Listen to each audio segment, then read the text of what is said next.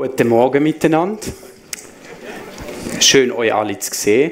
Ich bin der Simon und ich fühle mich geehrt, heute am Morgen so quasi als Fremde bei euch zu predigen. Ich und meine Frau kommen seit ca. 1,5 Jahren da in die FEG.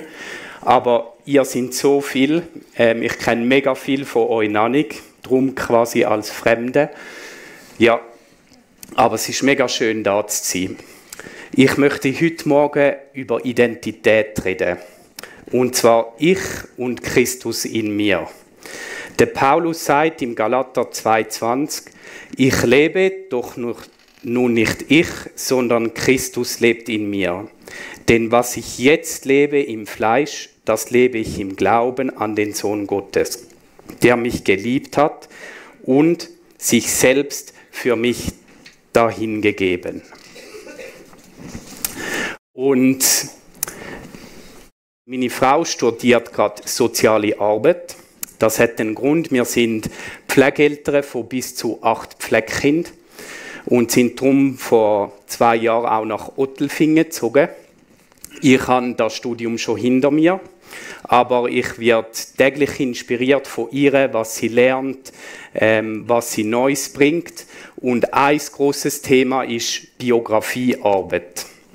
Kinder bei uns wachsen nicht bei ihren richtigen Eltern auf. Das heisst, sie haben später nicht mal die Möglichkeit zu fragen: «Hey Mami, wie war das früher? Wie bin ich gewesen? Was habe ich gemacht?»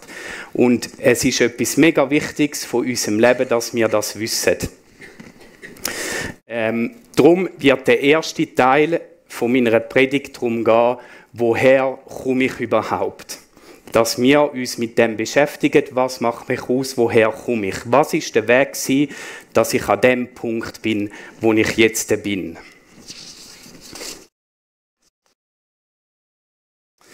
Und dann geht es darum, im zweiten Teil, was hilft, um das zu behalten, was mir Gott geschenkt hat, was ich bekommen habe, um in dieser Identität zu bleiben, wo mir Jesus gegeben hat.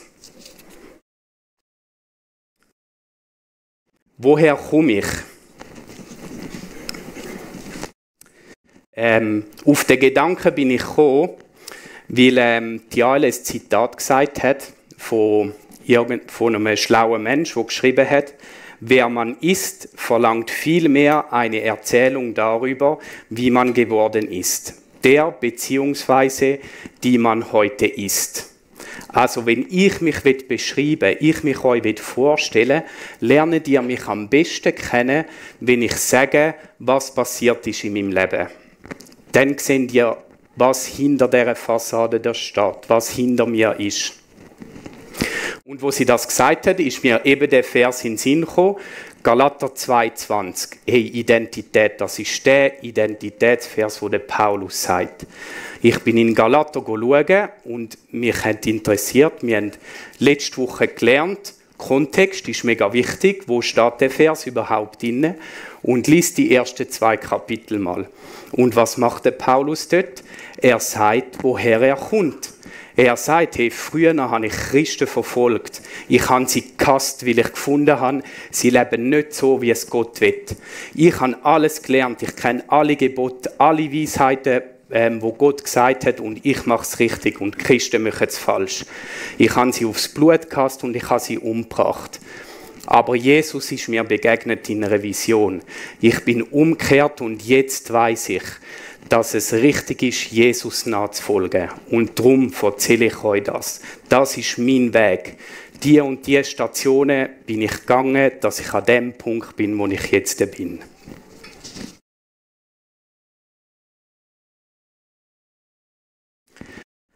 Der Paulus hat die Vision gehabt. Jesus ist ihm persönlich begegnet. Jesus hat ihm eine neue Identität geschenkt. Er hat ihm ein neues Leben geschenkt. Und das ist auch der Anfang, wo wir alle gemacht haben, die an Jesus glauben, oder wo wir machen, wenn wir wollen, Jesus nachfolgen. Im Galater steht: Denn ihr seid alle durch den Glauben Gottes Kinder in Christus Jesus. Denn ihr alle, die ihr auf Christus getauft seid, habt Christus angezogen. ein neues Leben bekommen. Wir haben ihn selber angelegt. Und im Brief an die Römer schreibt der Paulus: Denn wenn du mit deinem Munde bekennst, dass Jesus der Herr ist und glaubst in deinem Herzen, dass ihn Gott von den Toten auferweckt hat, so wirst du gerettet. Und Leute, das ist nicht einfach so geschrieben, sondern das ist Wahrheit. Und ich habe das selber erlebt. So eindrücklich, dass mir es bis heute geblieben ist. Ich bin 7 oder 6 oder 8, irgendwie so. Ich bin immer ein mega unsicheres Kind gsi. Bindungstheoretisch sagt man, ich bin unsicher gebunden. Das heisst, mir fällt es nicht einfach, gerade Vertrauen zu Menschen zu finden. Und alle neue Sachen machen mir Angst, grundsätzlich. Und früher war das mega schlimm gewesen. Und die Schule war etwas, was mir mega Angst gemacht hat. Ich habe jeden Morgen gebrüllt, sicher 1 oder 2 Jahre lang, jeden Morgen. Meine Mami hat Schierkrisen bekommen, verständlicherweise. Und ich bin aber in eine Kirche gegangen, in die Sonntagsschule, und dort haben die von Jesus erzählt. Sie haben gesagt, dass er uns lieb hat, dass er gestorben ist für uns am Kreuz, dass wir mal nicht sterben müssen, dass er uns alles vergibt.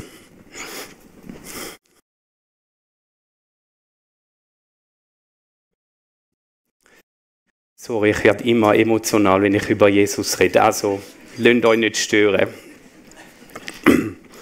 Und irgendwann an einem Morgen habe ich mich entschieden, hey, wenn das stimmt, dann will ich, dass mein Leben Jesus gehört. Ich habe meine Mami gebeten: Hey Mami, können wir beten, ich will mein Leben Jesus geben. Und dann hat sie gesagt: Ja, sicher, das können wir machen. Und ich habe gebetet: Jesus, ich danke dir, dass du gestorben bist für meine Fehler. Und es tut mir leid für alles, was ich gemacht habe. Und danke, dass du mir vergisst. Ich bitte dich, dass du in mein Leben kommst. Und ab jetzt darfst du der Herr und der Chef sein von meinem Leben. Und an dem Morgen habe ich gewusst, ich bin gerettet. Egal was passiert, ich bin im Himmel. Ich komme zu Jesus. Und an dem Tag bin ich happy und lachend und fröhlich in die Schule gegangen. Gott hat etwas verändert in mir. Nach ein paar Tagen ist das wieder weg. Ich bin wieder so wie vorher. Es ist nicht einfach, zack, auf einmal alles gut gewesen. Das gehört auch zum Christentum dazu. Aber etwas ist nie gegangen. Egal, was ich gemacht habe, ich habe immer gewusst, ich bin gerettet. Wenn ich jetzt sterbe, bin ich bei Gott. Und das ist das Zeichen, das uns sagt, dass wir Gottes Kind sind. Egal, wie wir uns gerade fühlen, ob wir einen Scheiß gemacht haben, ob wir finden, wir sind gerade besonders christlich unterwegs oder gar nicht, das ist das Zeichen, was uns sagt, wenn ich jetzt sterbe, bin ich bei Gott. Und das ist die grösste Freiheit, die wir bekommen können.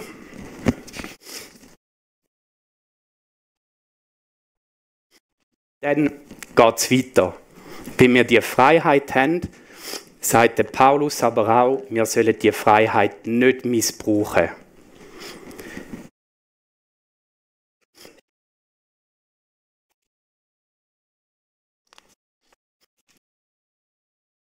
Sorry, hat jemand ein Nasentüchchen? Auf das bin ich jetzt nicht vorbereitet gewesen.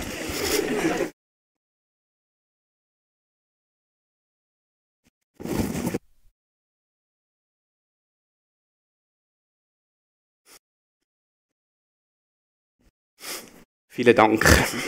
Meine Frau, die Retterin in der Not. Das ist einfach so. Genau, wir sollen unsere Freiheit aber nicht missbrauchen. Und zwar steht im Galater 5,13 dann: Ihr aber, Brüder und Schwestern, seid zur Freiheit berufen. Allein seht zu, dass ihr durch die Freiheit nicht dem Fleisch Raum gebt, sondern durch die Liebe diene einer dem anderen. Der Luther braucht damit so komische Wörter für uns, aber dem Fleisch Raum geben heisst eigentlich alles das, was wir manchmal das Gefühl haben, das wäre jetzt cool. Ich zum Beispiel, ich liebe Essen und gutes Essen und so an einem Abend die Vorstellung nach einem strengen Tag jetzt vor dem Fernsehen nach einen Sack Chips reinhauen und eine Tafel Schoki, die löst bei mir Freude aus. Und das ist so das Fleisch. Genau, aber dem soll man eben keinen Raum geben, weil das Fleisch zerstört es. Und das macht es eben wirklich, wenn wir dem zu viel Raum geben. Jetzt, wie geht das? Wie können wir das bewerkstelligen, dem Fleisch nicht zu viel Raum geben? Und im 2. Petrus, Kapitel 1, 4-7 steht eine mega coole Anleitung, die mir geholfen hat, um das alles ein bisschen im Zaum zu behalten. Dort heisst es, durch sie sind uns die kostbaren und allergrößten Verheißungen geschenkt. Also sie ist die Kraft von Jesus. Wenn wir ihm erlaubt haben, in mein Leben zu kommen, dann sind wir Erben, heisst es auch in der Bibel. Also sein Leben wird zu meinem Leben und mein Leben wird zu seinem Leben. Und wir haben Zugang zu allem, was er hat. Also auch seine Kraft. Und die ist uns geschenkt, damit ihr durch sie Anteil bekommt an der göttlichen Natur. Wenn ihr der Vergänglichkeit entflieht, die durch Begierde, eben wieder das Fleisch, in der Welt ist. So wendet allen Fleiß daran und erweist in eurem Glauben Tugend und in der Tugend Erkenntnis und in der Erkenntnis Mäßigkeit und in der Mäßigkeit Geduld und in der Geduld Frömmigkeit und in der Frömmigkeit Brüderlichkeit und in der Brüderlichkeit die Liebe. Es ist wie so eine Schritt-für-Schritt-Anleitung. Und ich habe das am meisten erlebt, also nachdem ich zu Jesus gefunden habe, bin ich nach ein paar Jahre weiter in die Kirche und nachher sind wir austreten. Und ich habe meine Probleme auf andere Art probiert zu lösen. Habe angefangen zu rauchen, angefangen zu kiffen, viel angefangen zu essen, das war schon immer meine Leidenschaft gewesen, bis ich irgendwann mal so ausgesehen habe. Und dort habe ich gefunden, so kann es irgendwie nicht weitergehen. Und ich habe mich erinnert an den Jesus.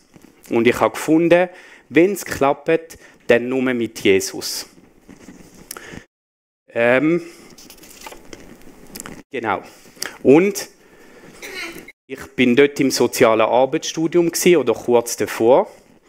Und am Ende von dem Studium wollte ich Menschen helfen.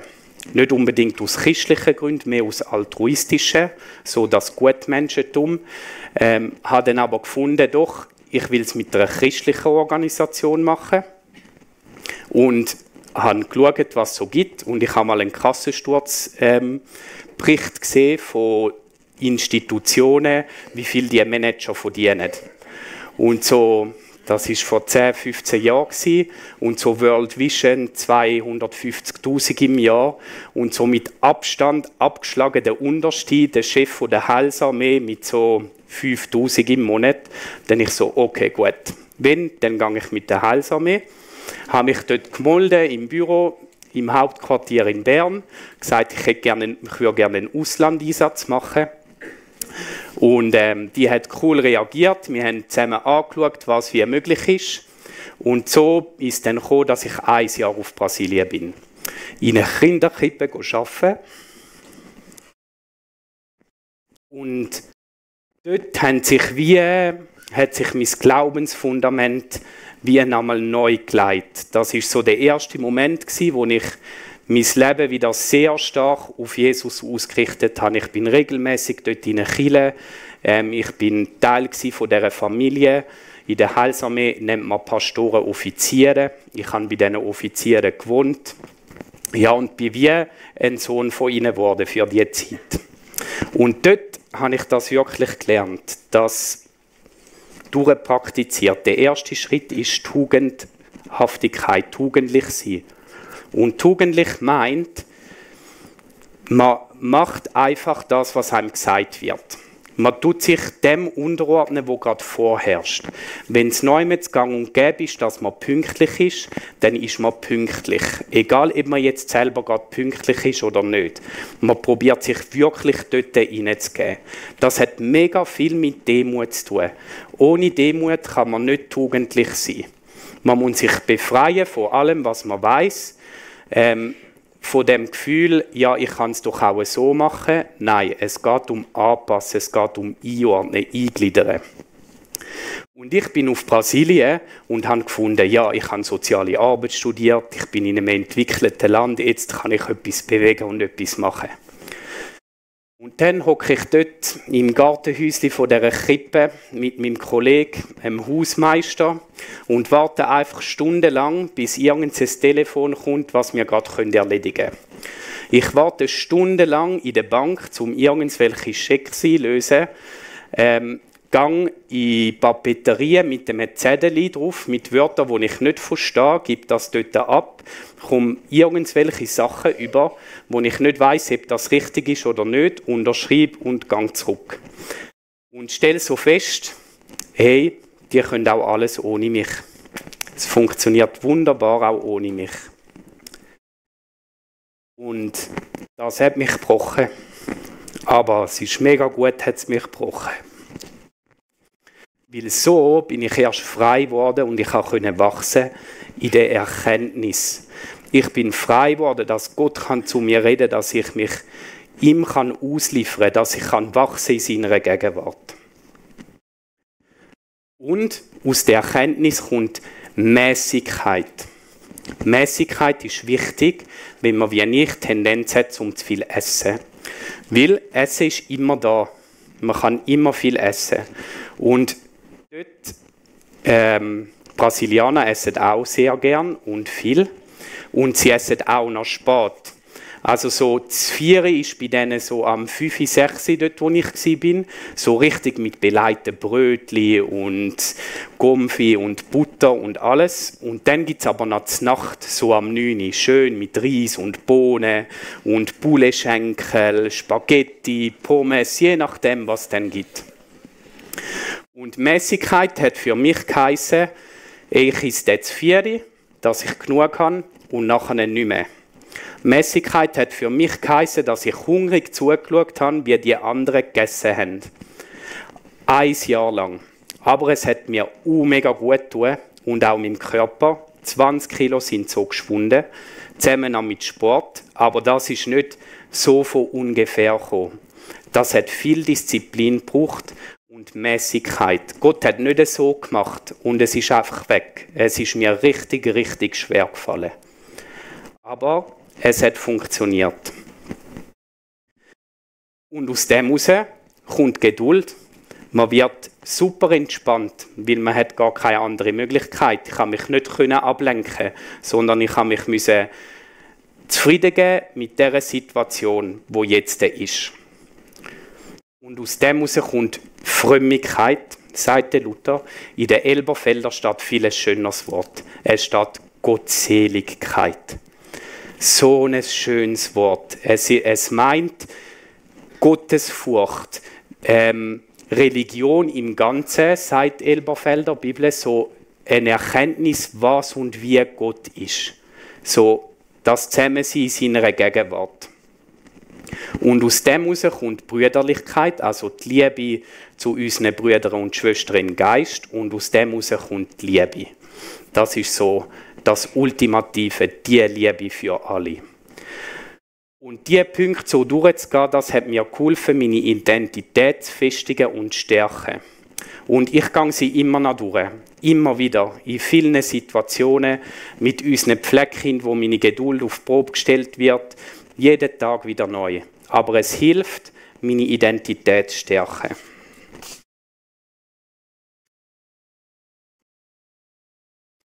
Genau. Ein bisschen durcheinander, gell? Gut, jetzt kommt die Folie, wohin gehe ich? Das Ziel. Was ist das Ziel? Im Galaterbrief kann man sagen, das Ziel sind die Geistesfrüchte. Es ist Liebe, Freude, Friede, Geduld, Freundlichkeit und Güte. Das ist das Ziel, dass wir das haben, spüren jeden Moment und nach dem leben können. Und ich will euch noch 3 Punkte mitgeben, was mir hilft täglich, im täglichen Alltag, dass die Identität, das, was ich bekommen habe, dass das nicht einfach weggeht. Und das ist so die nächste grosse Zeit, die mich geistlich geprägt hat. Nach Brasilien bin ich dann in die Heilsarmee in Uster, habe Theologie studiert am ISTL und nach dem Studium bin ich angestellt worden als stellvertretender Gemeindeleiter dort.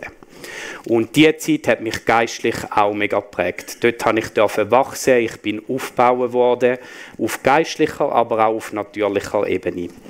Und 3 Sachen, die ich dort gelernt habe, ist erste ein sogenannter Gedankenstopp. Und zwar heißt es im 2. Korinther 10, 4-5, ich setze nicht die Waffen dieser Welt ein, sondern die Waffen Gottes. Sie sind mächtig genug, jede Festung zu zerstören, jedes menschliche Gedankengebäude niederzureißen, einfach alles zu vernichten, was sich stolz gegen Gott und seine Wahrheit erhebt. Alles menschliche Denken nehmen wir gefangen und unterstellen es Christus, dem es gehorchen muss. Genau, so steht es in der Bibel. Wie sieht das praktisch aus?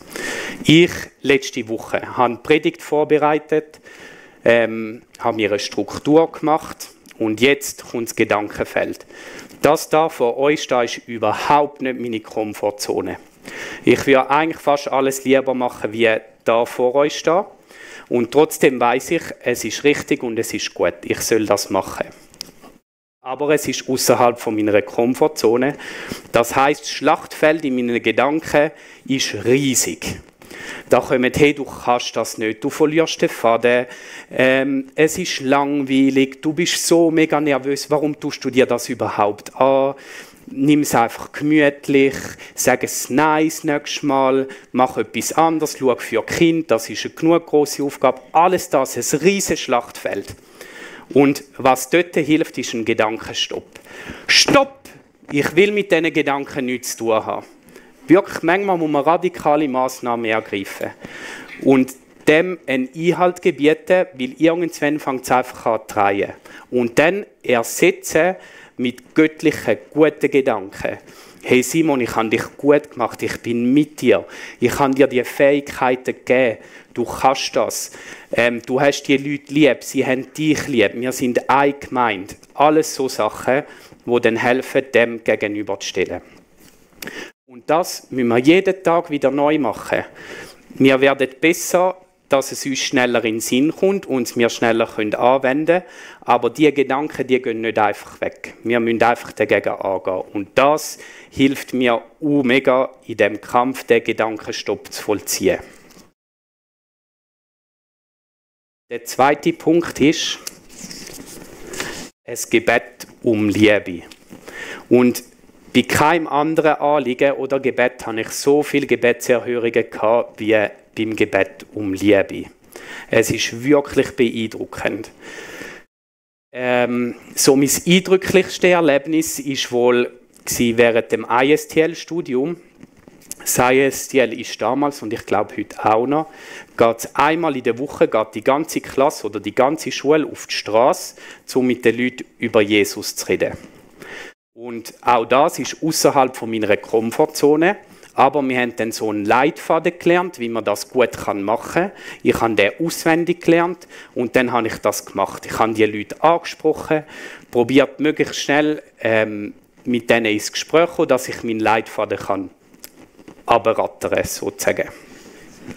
Und irgendwann habe ich gemerkt, hey, die wollen mir irgendwie nicht zuhören. Und ich bin einen Schritt zurück und ich bin ins Gebet und habe dann gemerkt, die Leute interessieren mich gar nicht. Es ist mir eigentlich egal, was die denken oder wer die sind. Mein Ziel ist, dass ich meinen Punkt platzieren kann und den kann bringen. Aber das ist nicht Liebe, weil Liebe fordert nicht. Liebe hat Interesse. Und ich habe Buße tun und sorry gesagt. Und dann, mit einer anderen Haltung, bin ich auf die Leute zugegangen. Ich wollte wirklich wissen, was die denken. Was denken die über den Glauben? Was ist ihnen wichtig? Welchen Zugang haben sie? Wo sind die Brücken? Was haben wir Gemeinsamkeiten? Ohne mein erstes Ziel zu haben, ich muss meinen Punkt platzieren. Sondern ein echtes und ein wahres Interesse. Weil das Reden über den Glauben, die Gesellschaft will uns weismachen, dass das eine Privatsache ist. Das stimmt nicht. Das Reden über den Glauben ist keine Privatsache. Das sollen wir machen, das ist ein mega wichtiger Teil von uns und wir sollen über den Glauben reden. Über das reden, was uns bewegt, was uns wichtig ist. Es ist übrigens auch, das wissen viele nicht, ein Menschenrecht, dass man den anderen probieren vom eigenen Glauben zu überzeugen. Von der UNO ausgesprochenes Menschenrecht. Und die Schweiz hat das ratifiziert, also dass man nicht über den Glauben sollte reden oder so, das ist irgendein Hirngespinst, das stimmt nicht. Momentan darf man wirklich sogar noch andere probieren, vom eigenen Glauben zu überzeugen. Und so bin ich auf die Leute zu und habe gemerkt, meine erste Frage war dann oft, hey, was denkst du über Gott? Oder sagt dir Glauben etwas? Was denkst du über das? Und das hat Raum gegeben und Boden gegeben, dass die Leute erzählen konnten. Und oft habe ich die Gelegenheit dann bekommen, erzählen, was ich glaube, was mich bewegt. Ich konnte Zeugnis geben. Und das hat Begegnungen geschafft auf Augenhöhe. Und das ist so das Gebet um Liebe. Ich kann dort bitten, Herr, schenk mir Liebe für die Menschen, die mir begegnen. Und in mega vielen Einzelsituationen habe ich sie in den Kirchen erlebt. Ich liebe Kirchen und Kirche ist so ein faszinierendes Konstrukt. Es sind so viele verschiedene Menschen, kommen da zusammen, wo wir uns selber nicht ausgesucht hätten. Freunde suchen wir uns aus, aber Familie nicht. Wir werden in die hineingeboren. Und so sind wir auch eine geistliche Familie. Durch den Glauben an Jesus werden wir in die hineingeboren. Das heisst, ihr seid meine Brüder und Schwestern, ich habe euch nicht ausgesucht. Ihr seid da, Gott hat euch ausgesucht. Das heisst auch, es kann Situationen mit euch geben, und ich habe die in den letzten Kirchen auch erlebt, wo mich etwas unglaublich aufregt. Und ich nicht verstehen kann, wie man jetzt so kann denken oder so kann sein, wie das jetzt das Mega-Problem kann sein. Es ist doch easy und alles klar. Das ist ganz normal, das gehört dazu. Das ist Bestandteil von einer Gemeinde. Und dort habe ich mega oft erlebt, wie das Gebet um Liebe hilft. Herr, schenk mir Liebe für die Person. Und zack, hat sich etwas geändert. Es war viel entspannter gewesen. Ich konnte auf Augenhöhe dieser Person begegnen. Wir konnten gute Lösungen zusammen finden. Und das ist so cool. Das ist ein mega Schlüssel. Und ich nehme dort die Stelle so raus aus Matthäus 7,7, wo Jesus sagt, bittet Gott und er wird euch geben. Sucht und ihr werdet finden. Klopft an und euch wird die Tür geöffnet. Denn wer bittet, der bekommt. Wer sucht, der findet. Und wer anklopft, dem wird geöffnet. Der dritte und letzte Punkt, der mir hilft im Alltag, ist Dankbarkeit. Im 1. Thessalonicher 5,18 steht, seid dankbar in allen Dingen, denn das ist der Wille Gottes in Christus Jesus für euch. Und Dankbarkeit ist so ein grosser Schlüssel, wo Psychologie auch immer mehr dran ist. Ich habe auf dieser Folie euch 2 YouTube-Links verlinkt. Eine ist von einer Vera Birkenbiel, einer Psychologin, wo das eindrücklich beschreibt. Sie sagt, Dankbarkeit ist der kleine Bruder von der bedingungslosen Liebe. Weil wenn ich Dankbarkeit empfinde in einer für mich schwierigen Situation, dann komme ich Frieden und Freude über, obwohl die Situation gar nicht anders ist. Und das kann man ganz praktisch im Alltag anwenden, weil blöde Sachen passieren immer. Meine Frau und ich sind in der Ferien vor 2 Wochen in Zell am See. Wunderschön, wir haben schöne Tage miteinander verbracht. Dann haben wir alles gepackt, wollten heimfahren, dass wir noch rechtzeitig daheim sind, können ankommen. Und dann stelle ich das Auto an und dann sagt der Sensor Reifendruck prüfen.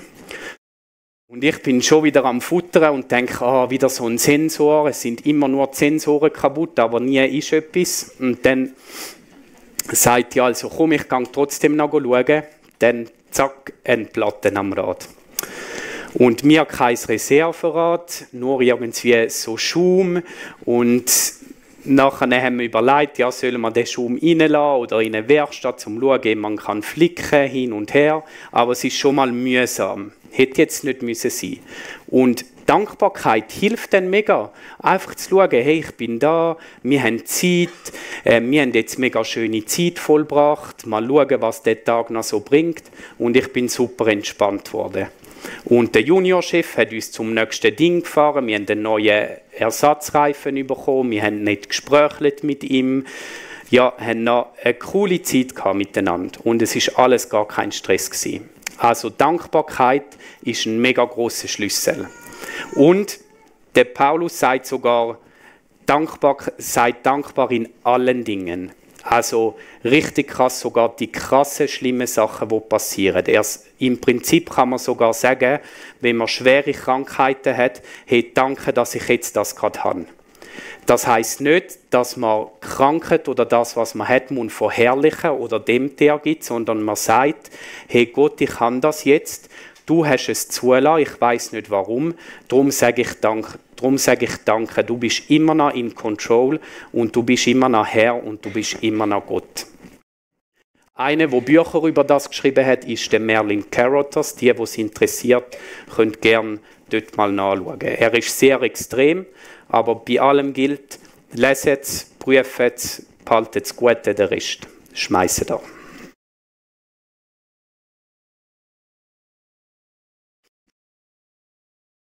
Woher komme ich? Ich fasse kurz alles nochmal zusammen. Wissen, wer ihr seid, jemandem beschreiben, woher ihr kommt, könnt ihr eigentlich nur, wenn ihr wisst, woher ihr kommt. Und ich will euch ermutigen, befasst euch mit eurer Geschichte auf natürlicher Ebene, was mit euch passiert ist, in eurer Ursprungsfamilie, wie ihr da angekommen seid, aber auch auf geistlicher Ebene. Wie habt ihr zu Jesus gefunden? Wie habt ihr das erlebt? Und die Geschichte, wie ich zu Jesus gefunden habe, die habe ich euch erzählt. Aber ich habe viel Zeit investiert, um mir zu überlegen, wie kann ich das gut erzählen. Ich bin angesessen, habe mir das aufgeschrieben, und das ist nicht falsch, so dass ich das jeden Moment jedem kann erzählen, weil es ein mega wichtiger Punkt ist in meinem Leben. Weil wir alle sind so Diamanten. Gott hat wunderbare Sachen in uns angelegt. Wir kommen schon mit dem riesigen Potenzial auf die Welt, aber vieles ist noch nicht sichtbar, vieles ist noch verschüttet. Und es kommt führen, wenn wir Jesus erlauben, in unser Leben zu lassen und wenn wir bereit sind, unsere Leidenschaften und Begierden immer mehr abzugeben und Jesus Raum zu geben.